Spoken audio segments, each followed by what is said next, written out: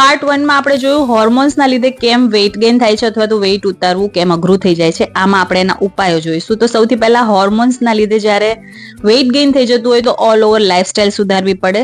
સૌથી પહેલું આપણે શું કરશું તો બેલેન્સ ડાયટ લેશું.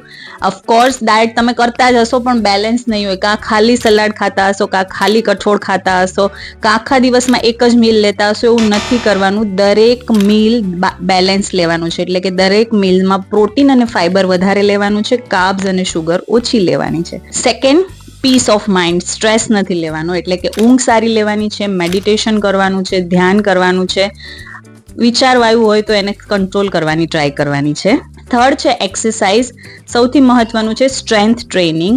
મસલ બિલ્ડ કરવાના છે, સ્ટ્રેન્થ ટ્રેનિંગ કરવાની છે, યોગા, વોકિંગ તમે ગમે તે કરી શકો પણ થોડું ઘણું વેઇટ લિફ્ટિંગ કરવું જોઈએ. ફોર્થ છે ચેકઅપ્સ. એટલે ખાલી આવું બધું જ નહીં કરે રાખવાનું. ઘણી વખત પીસીઓડી, થાઇરોઇડ આ બધાના ચેકઅપ્સ કરાવવા પડતા હોય છે. તો તમારે તમારા ડોક્ટર પાસે જઈને બ્લડ રિપોર્ટ્સ થાઇરોઇડના કે જે હોર્મોન રિલેટેડ હોય એ જરૂરથી કરાવવા જોઈએ. અને ફિફ્થ છે પોર્શન કંટ્રોલ.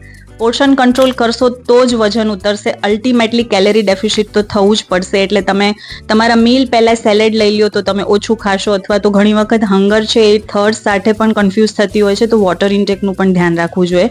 તો આટલું જરૂરથી ધ્યાન રાખજો. તમારા હોર્મોન્સ જરૂરથી કાબુમાં આવી જશે.